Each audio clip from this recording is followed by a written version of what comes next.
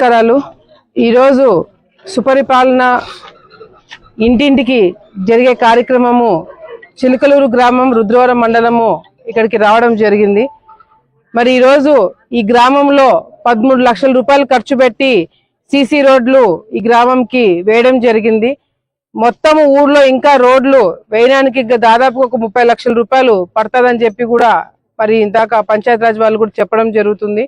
తొందరలోనే ఈ ఊర్లో కంప్లీట్ గా అన్ని రోడ్లు కూడా పూర్తి చేయడమే కాకుండా మెయిన్ రోడ్డు కూడా చాలా పెద్ద సమస్య. ఆ మెయిన్ రోడ్డు కూడా అది దాదాపుగా మిగతా రోడ్లతో కాకుండా అది ఒక 39 లక్షల రూపాయలు ఎస్టిమేషన్ చేయడం జరిగింది.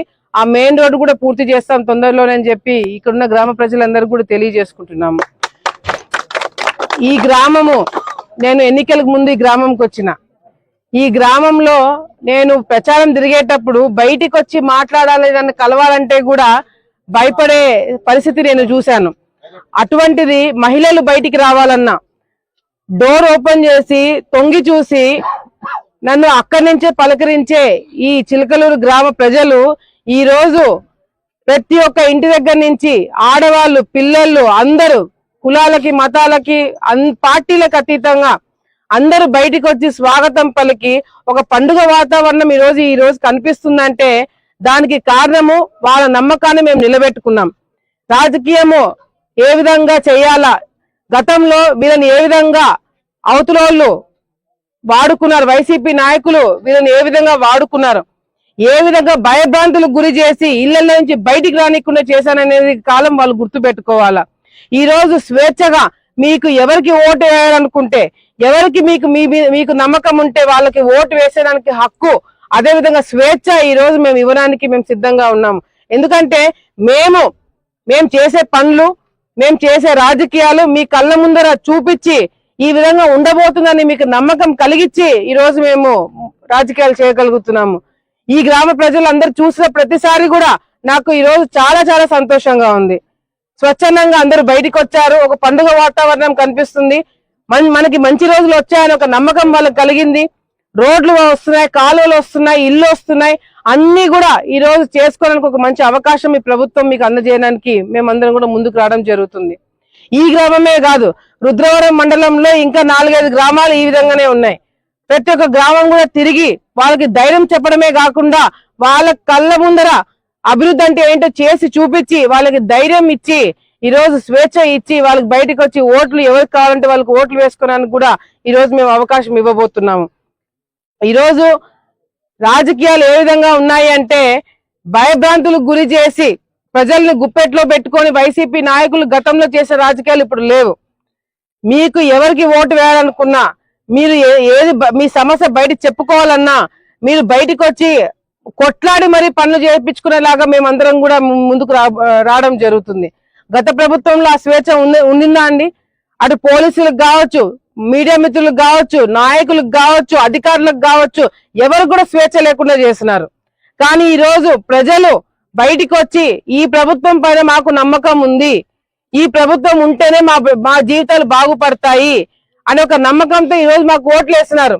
వైసీపీ నాయకులకి ప్రతిపక్ష హోదా కూడా లేకుండా మిమ్మల్ని పక్కన కూర్చోబెట్టడానికి కారణము మీరు చేసిన అరాచకాలు. ఈరోజు సంవత్సరం కాలం అవుతుంది, మేము చేసే పనులు ఓపెనింగ్లు చేస్తున్నాం. కేవలం మాటలు కాదు, నేను వచ్చి ప్రెస్ మీట్ పెట్టి 4 ఇల్లు తిరిగి పోవట్లేదు, ఓపెనింగ్లు చేస్తున్నాం. కళ్ళ ముందు రోడ్లు కనిపిస్తున్నాయి, ఆ రోడ్లు ఓపెనింగ్ చేసి ఈ రోజు మేము అందరికి కనిపించేలాగా కార్యక్రమాలు చేస్తుంటే వైసీపీ నాయకులు కనిపించట్లేదంట. కళ్ళు మూసుకొని బుద్ధ జల్లే కార్యక్రమం ఈ రోజు వైసీపీ నాయకులు చేస్తున్నారు. జగన్మోహన్ రెడ్డి గారు మళ్ళీ పాదయాత్ర చేస్తారంట. ఆయన ఎందుకు పాదయాత్ర చేస్తున్నారు? నువ్వు వద్దురా నాయన, నువ్వు మాకు ప్రతిపక్ష హోదా కూడా నీకు వద్దు, మా తరపున కొట్లాడే హక్కు కూడా మీకు ఇవ్వట్లేదు అని చెప్పి ప్రజలు మిమ్మల్ని పక్కన పెట్టినా కూడా ఆయన అసెంబ్లీకి రాడంట. ఆయన తరపున గెలుచుకున్న ఎమ్మెల్యేలను అసెంబ్లీకి పంపించాడంట, కానీ జీతాలు మాత్రం అసెంబ్లీ నుంచి తీసుకుంటారంట. చంద్రబాబు నాయుడు గారిని తిడతారంట, కానీ జీతాలు మాత్రం మా ప్రభుత్వం దగ్గర నుంచి తీసుకుంటారంట. ఈ రోజు మీరు కేవలం అంటే కేవలము బురద జల్లడానికి మాత్రమే పరిమితమైనారు. మీకు ప్రతిపక్ష హోదా కూడా లేదు, మీకు ప్రశ్నించే అధికారం కూడా ప్రజలు మీకు ఇవ్వలేదు. ఈరోజు ఆలగడ్డలో నేను గర్వంగా చెప్తున్నాను, ఆలగడ్డలో నేను నిజంగా అంటే వైసీపీ నాయకుల మీద నేను మీరు చేసే అరాచకాలు మీరు నేను దృష్టిలో పెట్టుకొని మిమ్మల్ని టార్గెట్ చేసి మీ మీద తప్పుడు కేసులు పెట్టాలన్నా, మీరు చేసే అరాచకాలకు బయటకు తీసి కేసులు పెట్టాలన్నా నిమిషం పట్టదు. కానీ మా దృష్టి అంతా రోడ్లు వేయాలా, కాలువలు వేయాలా, పెన్షన్లు ఇప్పియాలా, ఇల్లు కట్టించాలా, దీని మీద దృష్టి పెట్టాము కాబట్టే ఈ రోజు ఇంకా వైసీపీ నాయకులు మాట్లాడుతున్నారు. అదే మేము కూడా మీలాగా రాజకీయమో చేయడం మొదలు పెడితే వైసీపీ నాయకులు ఊర్లలో లేకుండా చేస్తామని చెప్పి కూడా సందర్భంగా మీ అందరు కూడా తెలియజేసుకుంటున్నాం. కానీ ఈ రోజు ప్రజలందరూ కూడా బాగుండాలా, ఆలగడ్డ ప్రాంతంలో నేను ఇచ్చిన మాట నిలబెట్టుకోవడానికి మేము ఎన్నో ప్రయత్నాలు చేస్తున్నాం. మీరేం చేస్తున్నారు? మొన్నటికి మొన్న అహోబిలంకి పోయి మరి మా తమ్ముడు దేవుడి మీద ఒట్టేసి మాట్లాడతాడేమో అనుకున్నాము. ఊరికి వెళ్ళి దర్శనం చేసుకొని బయటికి వచ్చినాడంట. నేను చెప్పిన అహోబిలం నరసింహస్వామి మీద ఒట్టేసి మీరు అరాచకాలు చేయలేదు, మీరు ఎటువంటి అవినీతి చేయలేదని ఒట్టేసి చెప్పమంటే ఆయన ఒట్టేసి చెప్పడంట మళ్ళీ బయటకు వచ్చి మా మీద విమర్శలు చేస్తాడు.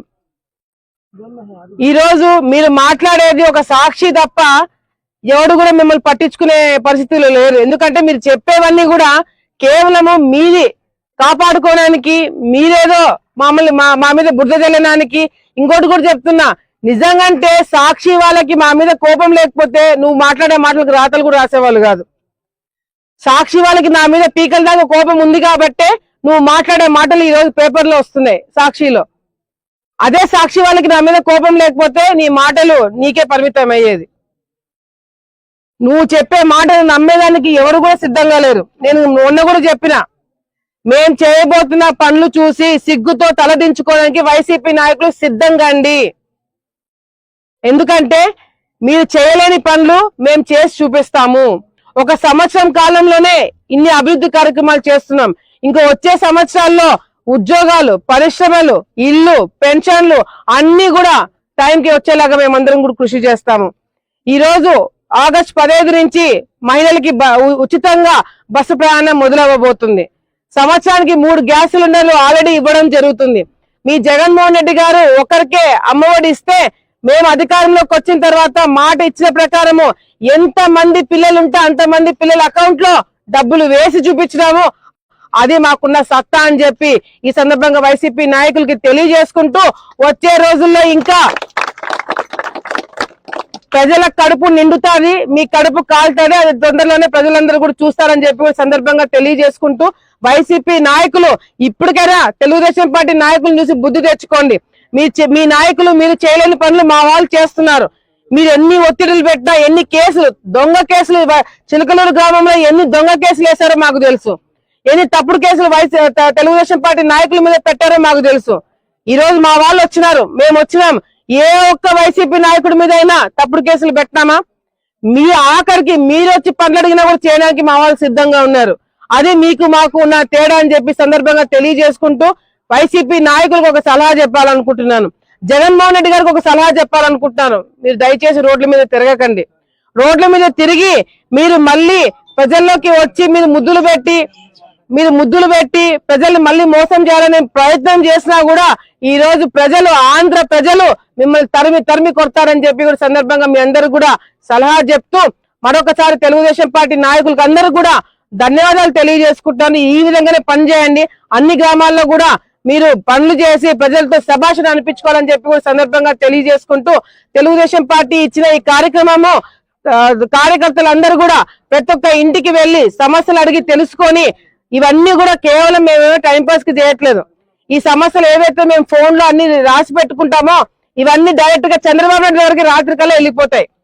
పలానా ఆలగడ్డ ప్రాంతంలో అఖిల ప్రియ ఇన్ని ఇల్లు తిరిగింది, ఇంతమంది కార్యకర్తలు ఇన్ని ఇల్లు తిరిగినారు, ఇన్ని సమస్యలు బయటకు వచ్చినాయని చెప్పి ఇంటి నెంబర్ తో సహా ఈ రోజు రాత్రికి చంద్రబాబు నాయుడు గారు చూడబోతున్నారు. ప్రతి ఒక్క రోజు రాత్రి ఎవరెవరు ఎన్ని గ్రామాలు తిరిగినారు, ఎన్ని ఊర్లు తిరిగినారు, ఎన్ని ఇల్లు తిరిగినారు అనే సమాచారము ఈరోజు చంద్రబాబు నాయుడు గారు కూర్చొని చేస్తున్నారంటే అది మీ నాయకుడికి మా నాయకుడికి ఉన్న తేడా అని చెప్పి మరొకసారి తెలియజేసుకుంటూ, వచ్చే రోజుల్లో మరింత అభివృద్ధి కార్యక్రమాలు చూడబోతున్నారని చెప్పి కూడా తెలియజేసుకుంటున్నాము. రైతులు ఈ సీజన్ కి రైతులకి నీళ్లు వస్తాయా రావా అనే డౌట్ నాకు తెలిసి ఎవరికి కూడా లేదు. కానీ చెప్పాలి కాబట్టి చెప్తున్నాను. మీరు పంటలు వేసుకోండి, బ్రహ్మాండంగా నీళ్లు ఇచ్చడానికి ప్రభుత్వం కూడా సిద్ధమవుతుంది. ఎటువంటి ప్రాబ్లం తెలుగు గంగ కింద ఉండదని చెప్పి కూడా ఈ సందర్భంగా తెలియజేసుకుంటున్నాను. కాకపోతే మనకున్న ప్రాబ్లం ఏంటంటే తెలుగు గంగ నీళ్లు ఉన్నాయి కానీ డిస్ట్రిబ్యూషన్ ఛానల్స్ లేవు, పిల్ల కాలువలు లేవు. అది తొందరలోనే ఆలగడ్డ తాలూకా మొత్తంలో 100 కోట్లు ఖర్చు పెడితే ఆ పిల్ల కాలువలు డిస్ట్రిబ్యూషన్ ఛానల్స్ కూడా వస్తాయని చెప్పి మంత్రి గారితో ఆల్రెడీ నేను మాట్లాడాను.